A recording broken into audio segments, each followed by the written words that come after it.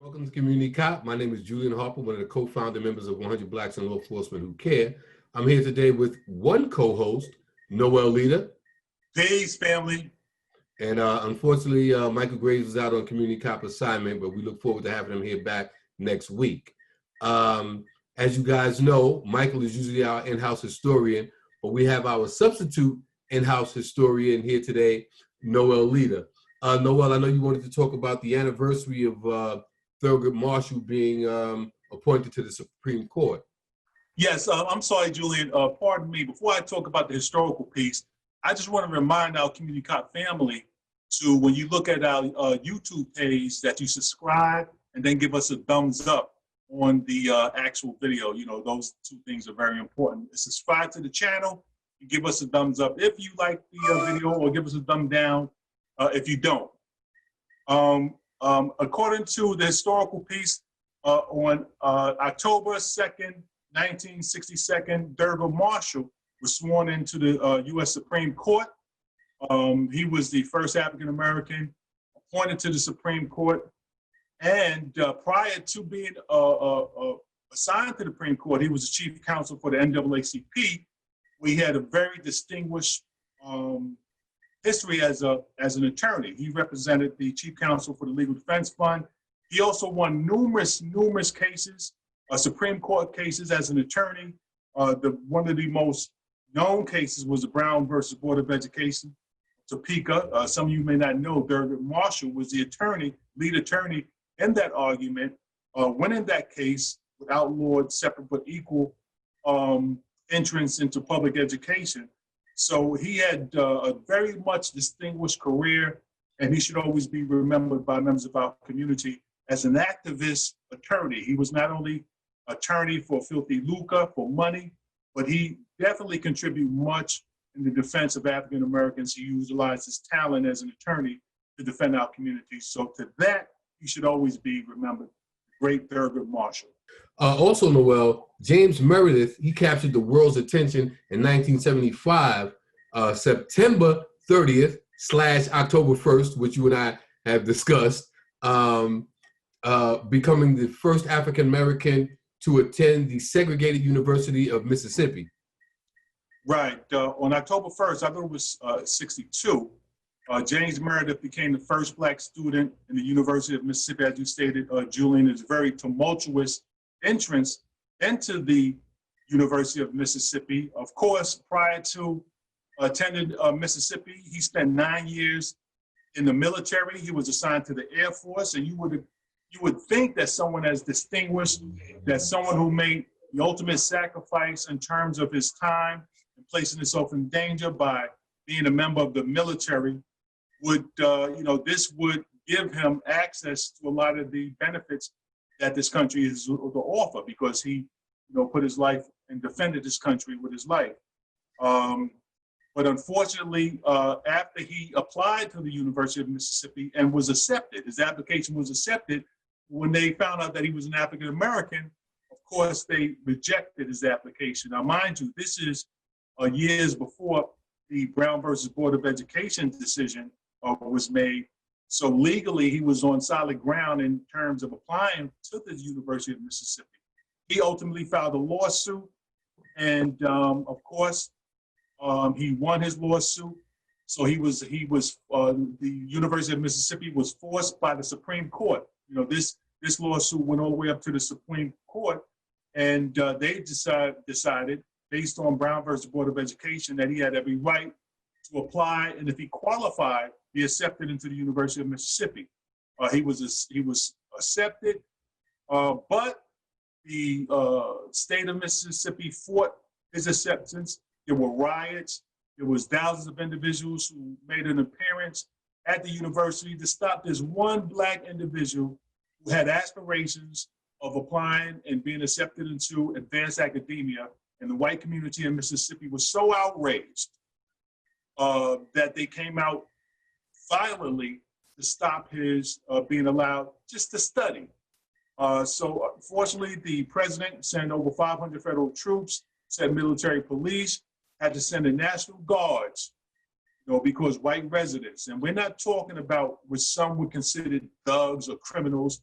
We're talking about mothers, fathers, preachers, teachers, so-called responsible members of the white society in Mississippi who are acting so illegally and so outrageous, so violently against one man attending the university that the president was forced to send, all of these military individuals to the school. Jane Meredith said the day for the Negro for being a coward is over. So we applaud him for his sacrifice. He ultimately graduated from the University of Mississippi as a lawyer, and of course he had many contributions to the advancement of our community. But kudos go to Thurgood Marshall and our brothers Jane Meredith for their contribution into the advancement of our community in academics and in other areas. Yeah. So his application was actually in 61, 62, but he was actually accepted in 1975. The fight went from 61, 62 to 75 when he was actually accepted. And now the Attorney General had to send federal troops to escort him into the school because there was such riots and them attempting to not allow him to attend the University of Mississippi. So Noel, thank you for that. We appreciate the historical piece. I mean, there's a real battle between you and Mike. I don't know who's going to be the head historian. You guys are both doing phenomenal jobs.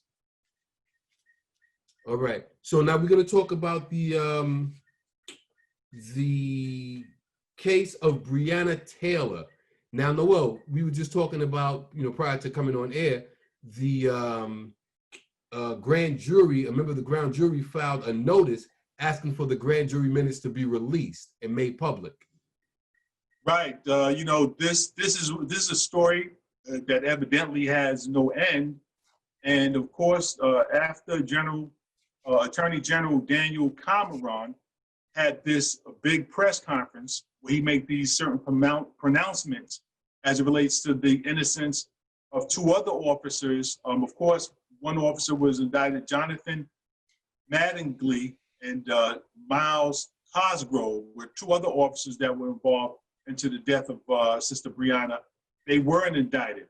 And when Daniel Cameron, the Attorney General, made this grand theatrical presentation before the press, he indicated, or he implied, that these individuals, Officer Mattingly and Cosgrove, wasn't indicted because the grand jury didn't indict them. He sort of implied to the public that it wasn't his decision not to indict these two officers, but it was a grand jury. And as you stated, Julian, one of the members of the grand jury was so outraged when she had an opportunity to listen to his presentation to the public and placed the blame on these officers not being indicted on the grand jury. She said, well, listen, we were never given the presentation on whether to indict these officers on any criminal charges. He never made a presentation to the grand jury on these two officers. So this grand jury, as you said, Julian, unnamed at the time, their attorney is asking for the grand jury recordings and transcripts to be released to the public. They're also asking for the right to make public statements. This individual, be a male or female, wants to make public statements as it relates to the Attorney General's comments. And of course, this grand jury's pronouncements are causing a lot of friction, and it's causing, of course, a lot of feedback. And this is what some of us had our doubts about when the Attorney General made his pronouncement to the public. What some people don't know is that when a district attorney or prosecutor makes a presentation to the grand jury can only decide or make a decision on based what they were presented. If you don't present particular charges to the grand jury, towards a defendant, then they won't decide. They can't make a determination on it. So this jurist is saying we didn't indict these police officers or give a true bill saying that they should go to trial because we wasn't presented with that opportunity. It wasn't an option. So, that was very controversial. And there's a whole lot of other controversial statements that we've learned after this Attorney General's comments. Now, initially, it was reported that the Attorney General was going to have the grand jury information and minutes released by Wednesday of this week, which would have been September 30th. But now he's requesting for a delay in releasing it, which is going to be Friday, which I believe is going to be the 2nd of October, because he's asking to redact some information. And I'm assuming that it's not going to be an information that's pertinent to the case, other than names of witnesses and addresses of witnesses and any other information that would expose someone who testified, a public person who testified in this particular case. Yes, and I think this is just simply a delay tactic. I think the Attorney General Daniel Cameron was caught with his hand in a cookie jar. I think if it was left up to him, this case, as it relates to his office, for these two police officers, would be a bygone conclusion that that part of the case was over. Of course, since the jurist and the judge has forced his hand in ordering him to release the recordings and grand jury transcripts. Now, initially he said it would be done by Wednesday. Now he's asking for a delay, saying that certain information have to be redacted, as you stated, Julian, names, addresses, telephone numbers, et cetera, et cetera. And of course, I believe the judge will give him the opportunity to redact, that information. But what is inevitable is that the public is going to get the opportunity to see exactly what was done in this previously considered a secret proceeding, the grand jury. We're going to get to see whether or not he made a strong presentation to the grand jury on all three officers. Of course, we want to talk about later, during this program, about some comments he made after all of this have blown up in his face, and all the criticism that has been receiving since his press conference from the public, including the family, including the legal representatives of the family, all of the feedback and the brushback and some of the information that's being talked about now. So the judge probably give him the opportunity to redact all of that information. And once it's been redacted, it's inevitable that the public is going to have the opportunity to see what actually occurred within the grand jury. There's a lot of information that's come out since this press conference, such as in this press conference last week, Attorney General Cameron stated that one individual, one community resident, stated that he heard the police officers announce themselves prior to banging in Breonna Taylor's door. We're now been told and learned that his first initial statements was that he didn't hear police officers announce themselves, say police, when they initially knocked on her door.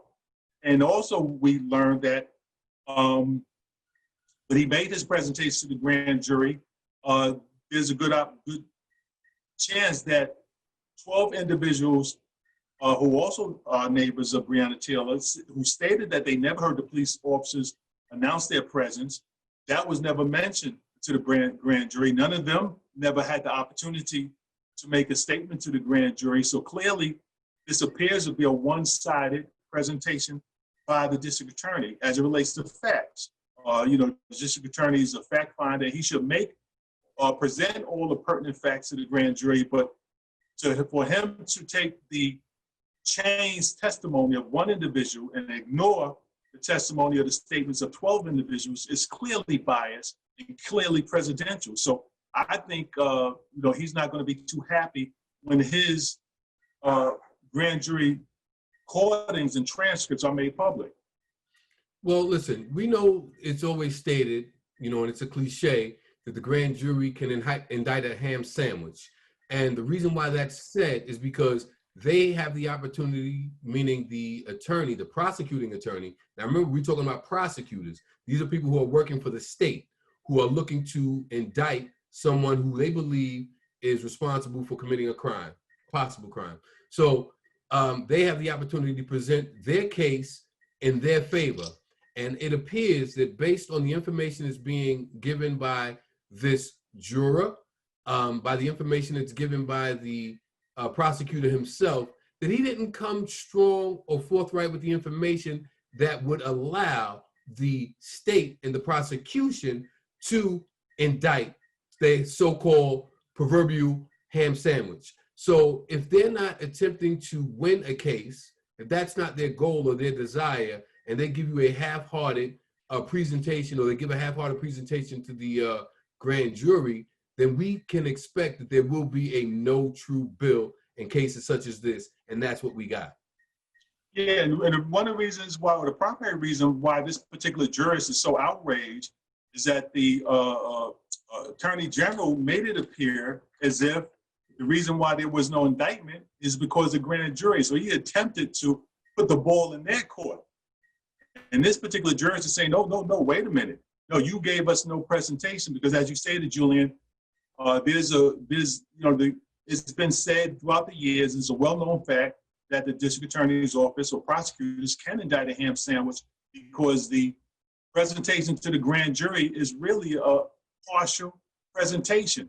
You know, the defense, although the defendants can testify, the district attorney is the only one who's able to speak. A defense attorney is not allowed to speak or make questions or raise issues towards the grand jury. It's all the prosecutors feel. They're the only ones that have the opportunity to make a presentation. It's an uncontested presentation as well. You know, so normally when a district attorney or prosecutor has a few charges in mind and makes a presentation to the grand jury, since it's always so one-sided, they always usually get an indictment. So this particular jurist was outraged because in the Attorney General's presentation to the public, he made it appear as if this was the grand jury's decision not to indict Officer Mattingly Cosgrove, but it was really the decision of Attorney General Daniel Cameron. And instead of saying that, instead of him saying, listen, personally, I didn't think these officers should be charged, so I made no presentation to the grand jury, he sort of made some subtle implications in his press conference, pointing the finger at the grand jury for their not being charged. Now, Noel, you just slightly glossed over the prosecuting attorney, that he did not even present a case towards the other two officers that were involved in the shooting.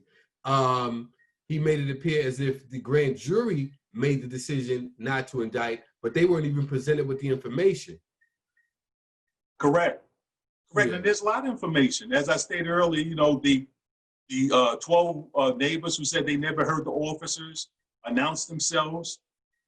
The individual who did say he heard the officers announce themselves contradicted himself because initially he said he didn't. Of course, we learned now that the sergeant that was shot, the ballistics cannot determine that the round was fired from Breonna Taylor's boyfriend's gun, Breonna Taylor's boyfriend's gun. And although he had a 9mm weapon, there were two police officers present, including the one that did get indicted, who had 9mm.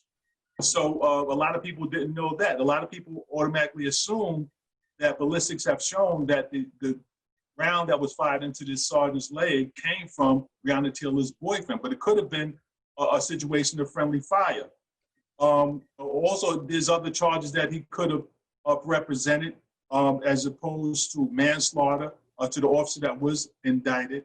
So there's a whole lot of concerns. You know, there's a whole lot of concerns that members of the community have as more additional information comes out. And it's very important that the public gets an opportunity to look at the grand jury recordings and the transcripts so we can see what actually was said and what actually wasn't said. Because there's a lot about this case that's coming out now that is problematic. So what does this say about our judicial system? What does this say about our prosecutorial system? What does it say about the inequities that exist when we talk about the duplicity in a justice system where it's black and white, meaning that there's a prosecutorial or judicial system for white folks, and there's a judicial system, prosecutorial system for black folks?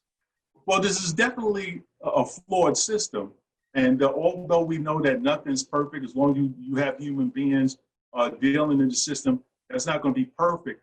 But we don't have an expectation of perfection. But this system, as we presently have it, just criminal system of injustice in America that we presently have is beyond being flawed. This particular Attorney General clearly was biased in his presentation, and his biasness, I believe, trickled into his decision and the way he did his job, and that shouldn't happen. You know, he's a Republican, and he's very, very friendly. He spoke at the Republican National Convention.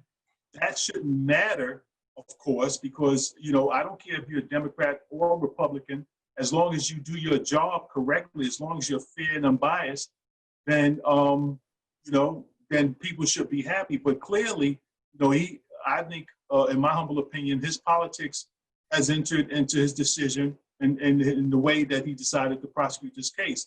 And I've talked about this when we talked about Thurgood Marshall, even as it relates to the Supreme Court.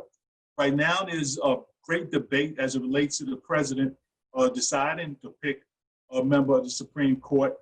And of course, the Republicans are saying that he should be able to do it. Democrats are saying that he shouldn't, that they should wait like they did with Obama to the next president. But in my humble opinion, it shouldn't matter if you pick by a Republican or a president. The question should be if you're qualified, you know. But the way the Supreme Court is made up now, and as it relates to those members who are selected to join the Supreme Court, it seems as if their personal bias, if they're Republican, if they're conservative, if they're Democrat and independent, that affects their decision. And that's why we have this big clamor as it relates to who gets to pick a member of the Supreme Court, because we can sometimes predetermine how they're going to decide. And Julian, I just went the long way to answer your question. That shouldn't matter. It shouldn't matter whether somebody's conservative, whether somebody's Republican, whether somebody's Democrat or independent or progressive in terms of how they're going to make a decision on the case. You know, they should leave their personal biases, their personal preferences, their personal political affiliations to decide when they're going to investigate or make a decision on the case. So when you ask about the system, it's indeed flawed, and that alone at the highest court of the land is a manifestation of how flawed this process, how flawed judges' decisions are, because it seems as if everyone is making a decision based on some predetermined opinions that they have, and that's highly unfortunate. That highly shows how flawed this criminal system of injustice is. Right. Well, I'm gonna deviate, and then I'm gonna come back, and then I'm gonna deviate again. Very quickly, we just want to say that we're on YouTube Live right now, and we have some people watching, and I just want to give a shout out. Unfortunately, I don't have my glasses on. Gail Kamadi, I can't really see the name that well, says the conscious one. We appreciate you watching.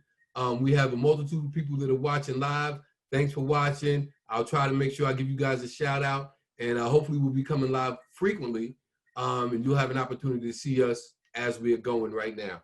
But Noel, just very quickly, you and I had talked about this in the past. The FBI came out with statistics of the number of law enforcement entities that are taking part in white supremacist groups, and white supremacist, let me rephrase that, white supremacist groups that are joining law enforcement, police departments. They're becoming part of the judicial system. They're becoming part of multitudes of different facets of law enforcement agencies to utilize their white supremacist ideologies. It was reported that these white supremacist groups are actually recruiting members from law enforcement, and vice versa. They're requesting their members to become members of law enforcement and to benefit them in their white supremacist quest. Now, there was a report that was issued, but they had some information that was redacted from that report. But just recently, the full report was released, I guess as much as they could, that talked about even the FBI had been infiltrated by some of these white supremacist groups. Yes, and that should be very, very frightening. And although the FBI, and mind you, Julian, you said the FBI said this. You know, this is not community cop. This is not Michael Graves, who's not here with us today. This is not Noel Leader. This is the Federal Bureau of Investigation have made this determination that these white supremacist organizations have encouraged their members to join law enforcement agencies throughout the nation. And you know, when you think about that, you say, well, what will be the end result? You know, are they just trying to improve the working class of their members? Do they just want them to have better benefits or better jobs? No. They want their members in these particular agencies because these agencies are very influential in terms of making arrests, prosecutions, uses of deadly force, controlling a particular community. So this is something that our community should be greatly concerned about. When you have the highest intelligence agency in the country, the FBI, making this kind of determination, I mean, alarm bells should be ringing. There's been instances where police chiefs, members of law enforcement agencies have been terminated because of their affiliation with groups like the Ku Klux Klan. And, you know, that should be ringing alarm bells. You know, when you look at the uptick in video filming of members of the African-American community being murdered by police officers, being physically abused, when you look at this aggressive, unnecessary physical abuse that has taken place for such minor infractions and sometimes not even crimes, you know, we have to really be alarmed. What is the cause of all of this? What is the motivation for all of this? And I don't think it's out of the line of question to ask, is an order that was given years ago by these white supremacist groups for their members to join police, law enforcement agencies throughout the country. Is this what we're actually seeing? And that question is not being asked, you know, and that's highly unfortunate. And it should cause great alarm with members of the African-American community. But unfortunately, it hasn't up to this point. Yeah, absolutely. And, you know, when we look at these cases and we look at how the FBI is responding and how these law enforcement agencies are responding, and we look at these cases that are occurring, when we talk about the Breonna Taylor cases, when we talk about the prosecution by the district attorney's office, when we talk about the over-aggressive policing in some of our communities, in most of our communities, when we talk about the inequities and arrests and summonses, all these things are intertwined. These things are connected. And if we don't find a way to respond to the aggressive attack by these white supremacist groups in its totality, we talk about in our entire society, then we are going to continuously be subjected to the ills. I mean, if we can't have a prosecuting head of a district fairly prosecuted case, when we talk about a woman who was shot unjustly, unarmed in her home, where do we go to find justice in these particular cases? And we're talking about the entire criminal system of injustice, man. We're talking about police, because it starts there. These are the individuals who have so much control over a member of our communities. They have the right to summons, the right to stop, question, frisk, the right to arrest, the right to use deadly physical force. But then it goes into the Department of Corrections. You know, how many, we have over, 1 million African Americans affiliated with the criminal system of injustice. The incarceration numbers are off the roof. So how many members of these white supremacist organizations have joined the Department of Corrections? We have Department of Parole, Department of Probation. We have district attorneys. We have racist judges.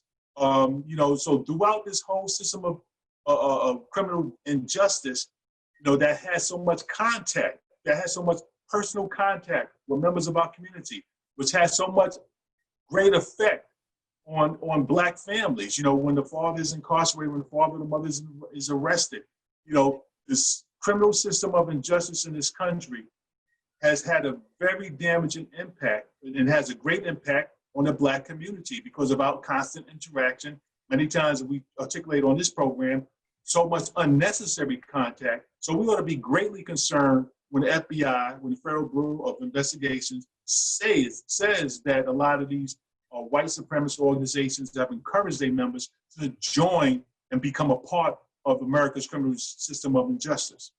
Well, now, and in this report by the FBI, they didn't just talk about the white officers that are joining these groups and are part of these groups and being told to join and being recruited. They talked about sympathizers. There are members of these police departments to become sympathizers to these white nationalist groups. Okay, just recently, a Louisville police officer, now she was a major for their police department. She just had written in a post that the Black Lives Matter movement group are full of punks, and these are people who are always going to be living in their mother's basements. So she has a dislike and a disdain for the group. Now she's supposed to be protecting these people who are lawfully protesting and people who are using their constitutional rights to request fairness and equity throughout this nation. But meanwhile, her position is that they're punks, is that they're going to live in their basements, and whatever other negative statements she may have made. Now, she's been suspended from her post, but now I always talk about this. She was a major in her police department, and I can equate that to, in the New York City Police Department, a inspector or deputy inspector, someone very high ranking in the department. They make policy, they make decisions, they decide who's going to be in what position, they give promotions, they do a multitude of things in their departments. When you have that mentality and you have that kind of power in your police department, that's very problematic for the people that you are there to protect. I was going to use the term police, but then you are to serve and protect. That's a major problem in my thought process. Noel? Right, and you know, I agree because our opinion is you can't legislate love. You can't legislate respect. You know, some of these people have these particular personal notions, and fine, you're allowed the right to your personal opinion. But it becomes problematic when these individuals impose their personal opinion when they do in the manner by which they do their job, especially in contact with members of the African American community. A lot of these individuals, unfortunately, transfer their personal dislike, their personal prejudices, their personal racist attitudes, you know, when they put the uniform, and it's manifested in the way that by which they deal with the members of African American and Latino communities, and that's unacceptable. That's very problematic, especially as a member of the African American community, and this shouldn't be allowed. You know, so when these individuals, as you always say to Julian, a lot of times when you have these inspectors, chiefs, super chiefs, and police commissioners, when they have these kind of feelings or the kind of sentiments, you know, it trickles down to their subordinates. And that's a lot of times that's what we see far too often. So when you say this particular authority figure, and there's been others in the past who have been caught with this racist mentality, you know, it becomes very, very problematic and a serious issue that we have to deal with.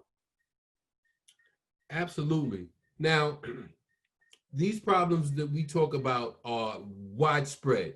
You know, we talk about issues that affect this country. Sometimes we talk about issues that occur within this city, but this is a global phenomenon. Racism isn't just an issue or an entity that exists within the United States. You know, I was just reading an article about a sister.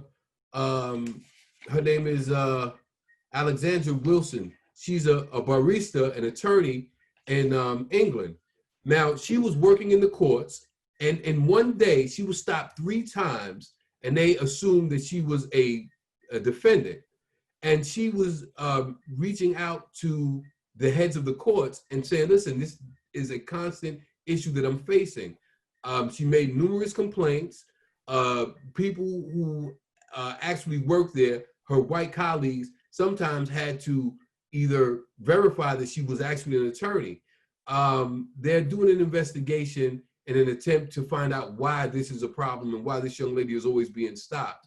But unfortunately, this racist mentality that exists within our judicial system is not just a national issue, it's a global issue. And our response to this attack on African people has to be a collective response. You know, we have been dealing with this since we forced to step foot on the lands of this nation. But the response from white people, and we cannot look for them to change the way they operate without a demand from our community. So we have to really do a real staunch thought process to ensure that we can address their response to us. Because I mean, the attack on our community is so strong and so staunch and nonstop that unless we force the hand, it's not going to change. Right. And, you know, if you look at the comment of Conscious One, you know, he said this problem of white supremacy is a global one. And, you know, he's 100% correct. You know, you talk about something that happened over shores to a sister who's a professional and experiencing the same things that some of our Black professionals experience right here in New York City. You know, white supremacy, racism is definitely a problem that we have to deal with, and it affects all areas of existence, you know, including education, economics, entertainment, labor law, sex, religion, and war. And we do have to become, you know, conscious of it. And whenever these discussions are had, whether we're talking about the Breonna Taylor case or some other police brutality case, the part of white supremacy and racism is a part that is frequently left out. And that really is the core problem of a lot of these police brutality cases, these police killings. You know, as you stated, Julian, with this sister being stopped so many times, she understands that she's being stopped because she's Black. So the component of racism, white supremacy, in terms of fitting into the calculation of why these things keep on happening, is very frequently left out. Racism, white supremacy is a problem, and none of these issues, from this sister overseas being stopped frequently to Breonna Taylor being killed in a house while she's sleeping in bed, to the Kentucky Attorney General giving false information, making a false presentation as it relates to her death. None of these things are going to go away until we deal with the core issue, which is racism, white supremacy, which is our community, members of our community, being victimized by racism and racists, be they police officers, be they correction officers, be they district attorneys, be they judges, be they attorney generals. Racism, white supremacy is the core to much of what we're seeing today. Right. And we have to really pay attention to the nexus, to how all these things are connected. And Noel, you're 100% correct. But I wanted to talk about something else that we had discussed earlier. Last night, there was a presidential debate between Donald Trump and the Vice President Biden. Noel, I know that you had an opportunity to watch it. I know we discussed it in depth earlier. Your thoughts on this, if we want to call this a debate? Was that a presidential debate? Well, that's what they said it was. I mean, but if you watched it, I think it was more of not even a high school race for presidential debate. I can't even fathom anybody even imagining that we would have two people who are vying for the position of presidency and one already holding that position to conduct themselves in such a manner. And, you know, when I looked at it, one of the things that really came to my mind was that this is being watched on a worldwide stage. That's right. This is a reflection of this nation. And can you imagine what the leaders of other nations, what the denizens of other nations thought as they saw the heads of our state responding, acting, and conducting themselves in such a manner? Yeah, when you talk about presidential debate, I mean, there's nothing presidential. There has been nothing presidential about Donald Trump. I mean, he's an embarrassment to this country. He's an embarrassment to the democratic process and to democracy. You know, he's an embarrassment to the office.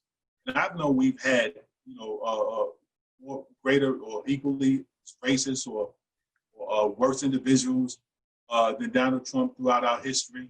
Some of them were slaveholders. But Donald Trump is an embarrassment, and that should not even be debatable. Anyone, whether or not you support him, whether or not you're a Republican, whether or not you consider yourself to be conservative, anyone that would approve of the way he behaved, you know, and I'm not even talking about in the last 3 years, but in particular as it relates to this particular debate last night, anyone that would approve of that, who cannot say that he was not presidential, he was an embarrassment, he was disrespectful, he was arrogant, and anyone who would approve of that is part of the problem. And as you stated, Julian, you know, the American debate, you and I have traveled together in the past, and we know that a lot of these foreign nations that we go to, they have access to these TV stations, so they view some of the same things that we view. And it's an embarrassment. It's an international embarrassment. It's a global embarrassment. It's a reflection on American people that we have such an individual in office in charge of one of the strongest and largest militaries on the planet Earth, one of the strongest and largest economies on the planet Earth, one of the strongest and largest nations on the planet Earth. Is this the individual who's a representative of all of that? So as you say to Julian, it's an embarrassment. It's not only a national embarrassment, it's an international embarrassment. He made some statements, some comments that were very disrespectful. Of course, he refused to denounce some of the white supremacist groups that we talked about earlier. And for the President of the United States of America, I mean, regardless of how he feels personally, because we all know that Donald Trump is a racist white supremacist. But you would figure that being the President of the United States, being a politician, which he claims he's not, but he is because the president's political office, would be more diplomatic in terms of some of his positions, because after all, he is supposed to represent the entire nation. So for his inability to castigate or criticize or repudiate white supremacist groups and organizations it's the ultimate sham and the ultimate embarrassment of this country, but it's a reflection of where we are. Well, see, for me, that doesn't surprise me because, first of all, his supporters, that's his core group. His core group is the white supremacists that are in opposition of fairness and equity when we talk about the rights of African people and any people who they consider minorities, which I don't consider minorities. That is his core support. And when he speaks, he's speaking to them. He is not going to say anything that he thinks will go in opposition of the people that support him. And I also don't believe that he has the ability to curb his white supremacist way of thinking. I think that when he speaks from his heart. I don't think that he thinks. I don't think that he has the ability to say, well, listen, let me make an assessment on what I'm saying so it doesn't sound as harsh or unfair as it actually is when I'm speaking to the American people. He has no governor. He has no governor. Nothing can curb how he responds. So I'm not surprised by that. But the problem I have is the debate in its totality. It was such a disruptive debate. I mean, the moderator had no control of the stage. The president continued to speak over the moderator, over the vice president, over Vice President Biden, and it was just totally out of control. But also, there was nothing that I heard that addressed the issues of the nation. I can't go back and think about anything where I heard something that said, you know what, that is a topic that they discussed that's going to benefit this nation. I didn't hear any of that. Maybe I missed it. Maybe I fell asleep. I don't know. But as I listened to the debate, I didn't see or gain anything that would make me say, you know what, that's going to be good for the nation. Yeah, well, Julian, you're 100% correct. It definitely was not a constructive, informative debate. And that's basically what debates are supposed to be about, allowing the electorate to hear the point of views of two candidates and then make a decision based on their responses to questions of who they line up behind and who they ultimately would vote for. And I want to go back to something that you said, Julian, that Donald Trump is appealing to a small group, to his core group. Well, I would have to consider if Donald Trump is appealing to his core group, and if his core groups are those very vehement white supremacists, the question has to be asked, do they represent a majority of America or minority of America? Because it would be to his undoing if he appealed to only a small group of Americans only. Then, of course, when you have a democratic process, then he would lose if he's only appealing to a small group. But in his mind, his core group is a majority. When he makes these racist, outlandish comments, when he refuses to repudiate white supremacist groups, in his mind, he believes that the majority of America, which is his core, which he believes is his core group, agrees with him. He don't believe that the majority of Americans would punish him for not criticizing or repudiating these white supremacist groups. And we'll have to ultimately see if he's correct. If he gets elected a second time, because mind you, he made some of these same similar outlandish comments when he ran the first time and he got elected president. So in his head, he's speaking the message to the majority. And, in history past, they used to call them, President Reagan used to call them the silent majority.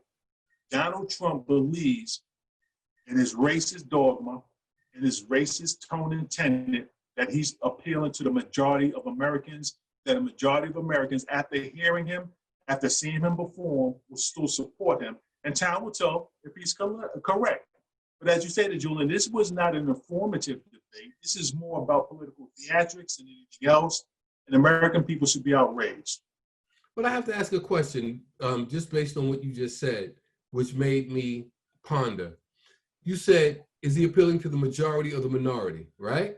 Right. Now, Congress, when we talk about the Senate, he has a large number of Republicans that are supporting him. And right now, they're in the majority, correct? Correct. And they represent a portion of this nation, which includes a large number of denizens, people that live in this country. So, I mean, it makes me wonder, is that thought process in the minds of the majority of American people? And then that's because like I said, he has a very strong support in Congress right now. In the Senate, in the Senate as well. Right. And, you bring up a good point. If senators thought their constituents in their particular states would be outraged over some of the actions and comments of the president, then I believe they would turn on him.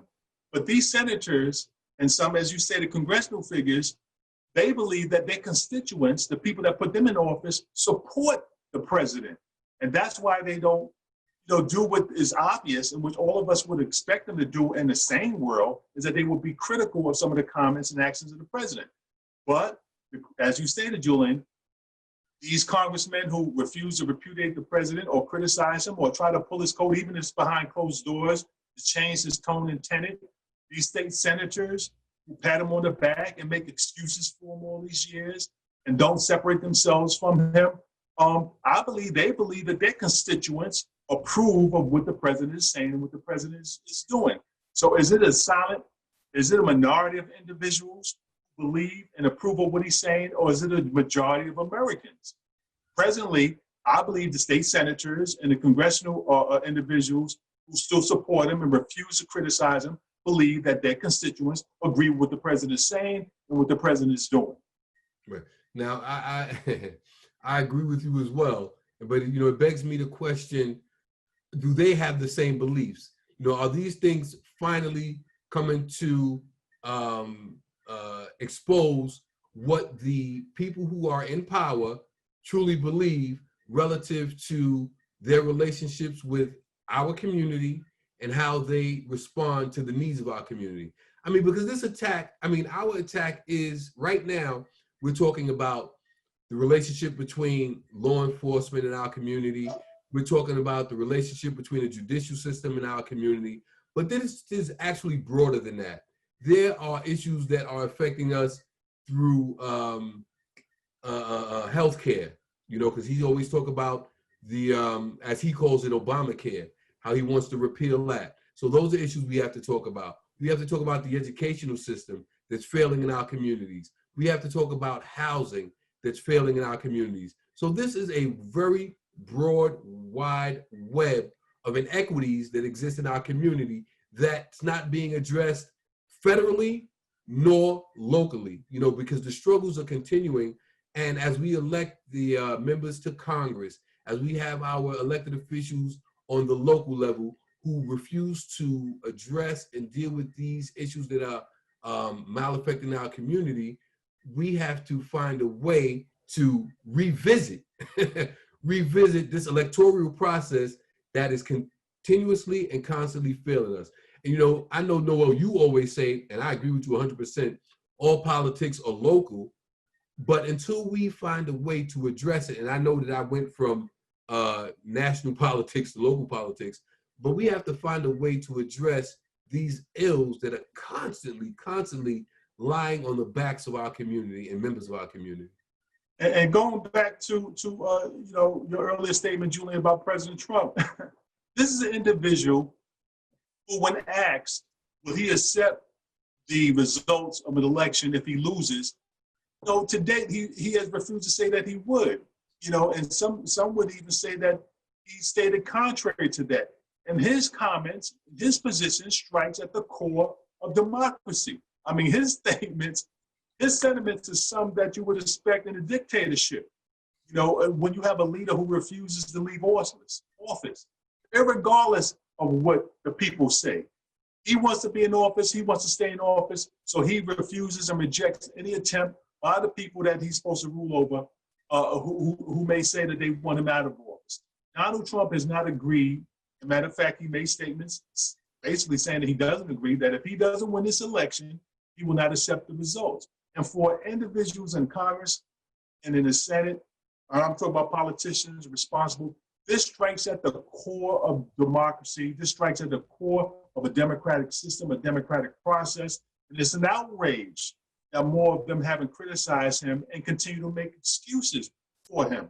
But as I stated, they believe their constituents have his back. And basically what Donald Trump is calling for is a civil war. This is a throwback unto, President Lincoln, signing the Emancipation Proclamation, and Southern governors and Southern senators disagreeing with him. And they, said, it's time to pick up arms because we agree with some of the positions of Northerners. And that's basically what President Donald Trump is calling for, a dismantling on the democratic process that we've known in America for centuries, by stating that he might not accept the results, if he loses. Preposterous. But Noel, you said something. You just said that he's operating as a dictator. Now, if you listen to him, when he talks about the other heads of state and other nations that he supports and that he has relationships with, they're all dictators. They're all dictators. When you talk about China, when you talk about Russia, listen to this man. He actually, I believe that he wants to be in the same position as these dictators, that he idolizes these dictators. And he's trying to the best of his ability, push this nation towards a dictatorship.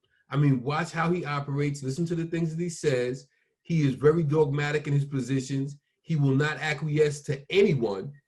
Even when they catch him being dishonest, disingenuous, not, in contradiction of something he said in the past, he's steadfast. He stands strong, and he will fight all the people that are interviewing him, the reporters. I mean, you have to listen to some of his comments, how he responds. He operates as a dictator. Yeah, and even members of his own staff that he imports, that he puts in these positions, when they disagree with him, he simply fires them. I don't care what field you're talking about. If he appoints you because you're a specialist in a particular field, be it the military, be it the health commission, if you make a statement that he disagrees with, he basically gets rid of you. And what I would say to the American public is one can only imagine, looking at the arrogance of President Trump, he thinks that everything he does is the best ever. Nobody's ever did it better. If you look at the arrogance that he manifests today, one can only imagine if he gets elected a second time. Can you imagine the kind of monster we're going to have to deal with? He's going to think that that's a referendum on his arrogance, on his racism, on his, functioning, as you stated, as a dictator. He's going to believe that the American people are applauding him and encourage him to continue this.